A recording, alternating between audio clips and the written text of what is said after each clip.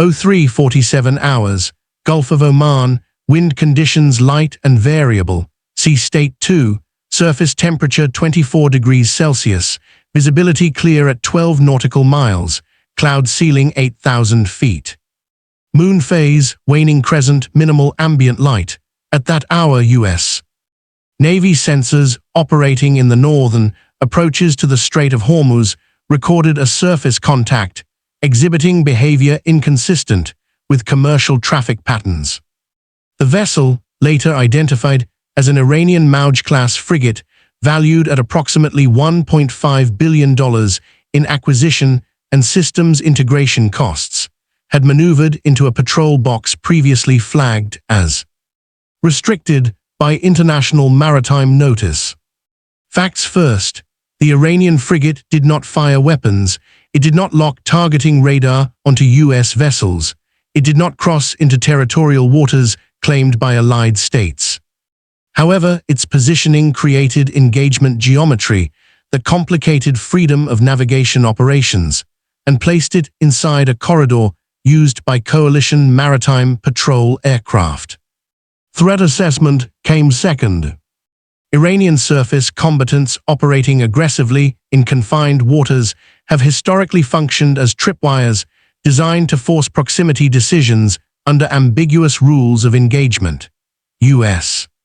operational commanders assessed the frigate's behavior as deliberate posturing calibrated to test response timelines without providing justification for immediate defensive action. No general quarters were sounded aboard nearby U.S. vessels. No missile batteries went to launch status. And for nearly 2 hours, the situation remained a tactical problem managed through presence and observation. That changed at 05:52 hours when the frigate activated fire control systems in a manner doctrine interprets as hostile intent preparation. What followed was not a spontaneous decision. It was the execution of pre-authorized rules of engagement under contested decision environment protocols, where ambiguity is assumed. And response authority rests with commanders who must act faster than diplomatic channels can clarify. The strike was not retaliation, it was procedural defense inside compressed decision windows, 96 hours earlier. In the days preceding the incident, regional indicators suggested escalating Iranian naval activity consistent with what U.S. Fifth Fleet Command categorizes as gray zone provocation, actions aggressive enough to signal resolve, but calibrated to remain below kinetic engagement thresholds. Iranian Revolutionary Guard Corps Navy fast attack craft increased sortie rates near Bandar Abbas. Coastal missile batteries conducted readiness drills visible to satellite reconnaissance. Naval mine-laying exercises were announced via maritime safety broadcasts, creating exclusion zones that overlapped with established international shipping lanes.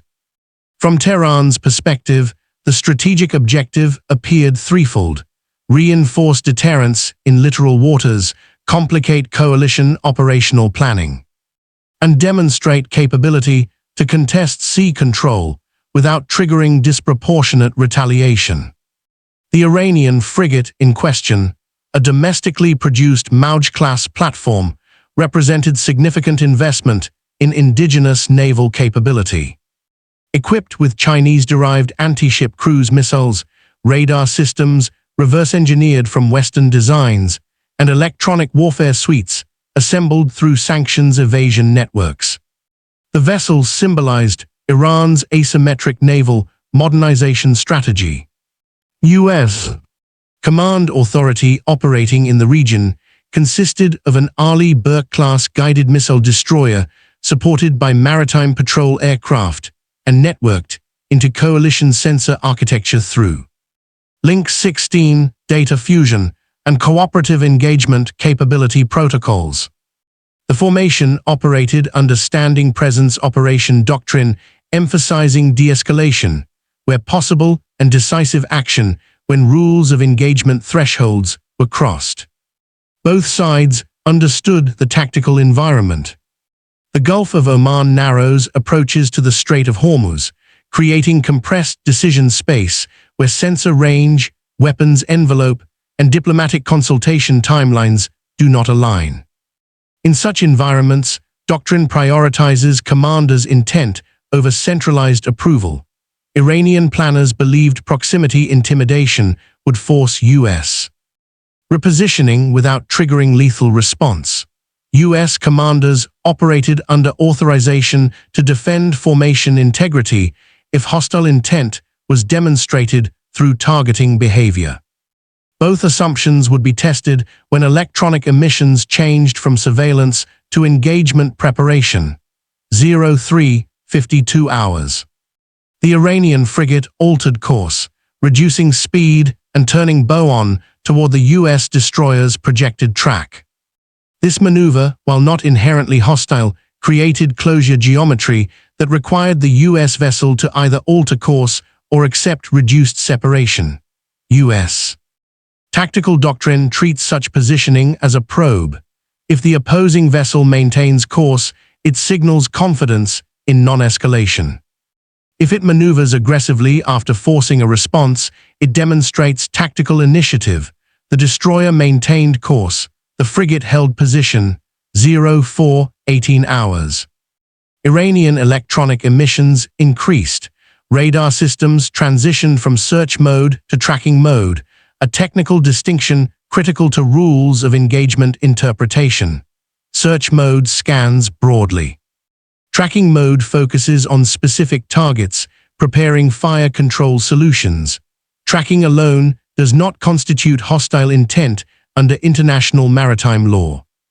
But when combined with aggressive positioning in confined waters, it elevates threat classification. U.S. sensors correlated the radar behavior. Combat information centers flagged the change. Commanding officers were briefed on escalation indicators. No weapons were armed yet. Doctrine allows for observation before action. 04:47 hours. A second Iranian vessel, a fast attack craft operating from a coastal station, began closing from the northwest, not at attack speed, not broadcasting hostile intent. But its trajectory created a flanking geometry that divided U.S. sensor attention. This is textbook Iranian naval doctrine. Use multiple low-value assets to create decision complexity for high-value platforms. Force the opponent to track numerous contacts simultaneously, degrading response clarity. U.S. Command responded by repositioning maritime patrol aircraft overhead and increasing Link 16 data sharing with coalition partners. A British frigate operating 80 miles southeast confirmed radar correlation. Sensor fusion held, but decision windows compressed. 05:34 hours. The Iranian frigate's electronic warfare suite activated. Not full-spectrum jamming, targeted interference, designed to test U.S. communications resilience without providing justification for immediate countermeasures. Link 16 protocols degraded slightly but remained functional. Operators shifted frequencies and verified tracks manually. The system absorbed the pressure, but friction was real.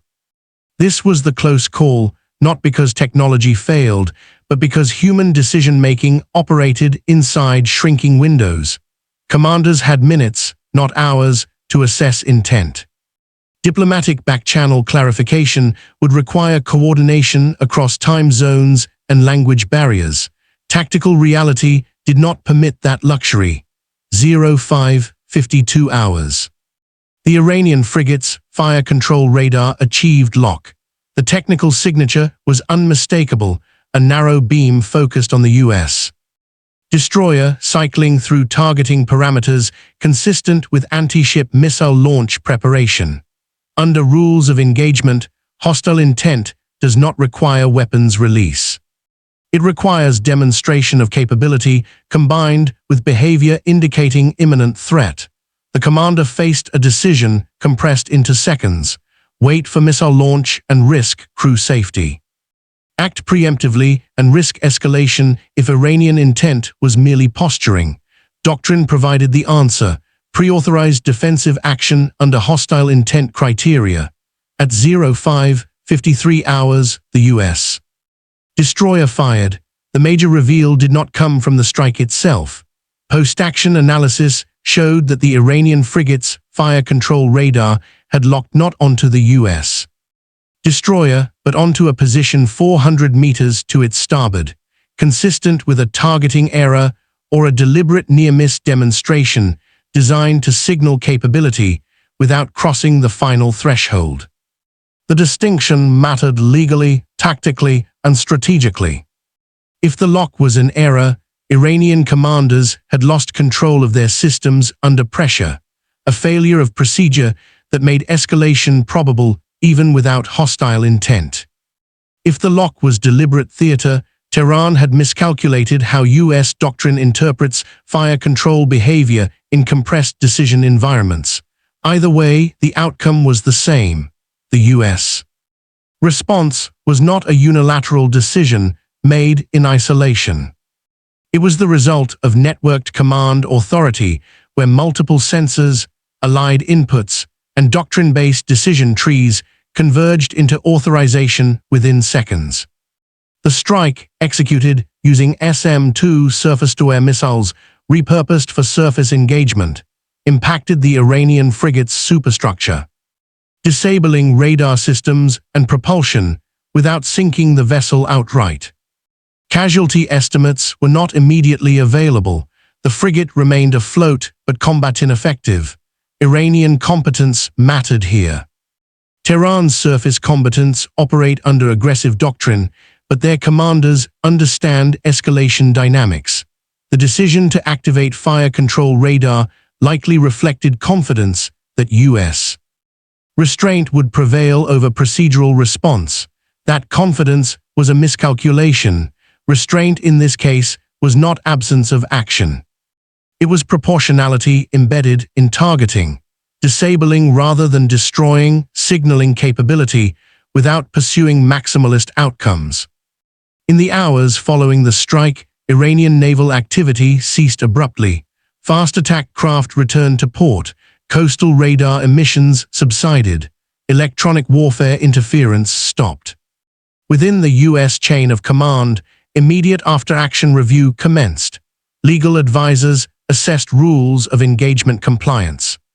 Intelligence analysts correlated Iranian communications intercepts to determine intent. Back-channel communication occurred through established diplomatic conduits. Not crisis hotlines dramatized in media coverage, but routine liaison channels maintained precisely for this purpose. Messages were delivered without public attribution. Actions were defensive, escalation was not sought, clarification of intent was expected. Tehran's public response came hours later, a statement condemning unprovoked aggression while notably avoiding threats of retaliation. Diplomatic language emphasized sovereignty violation rather than military capability, suggesting Iranian leadership recognized the incident fell within ambiguous rules of engagement space where legal justification for U.S. action existed. Strategically, something shifted. Iranian surface combatants began operating with greater separation from coalition vessels. Aggressive maneuvering decreased. Fire control radar usage became more conservative.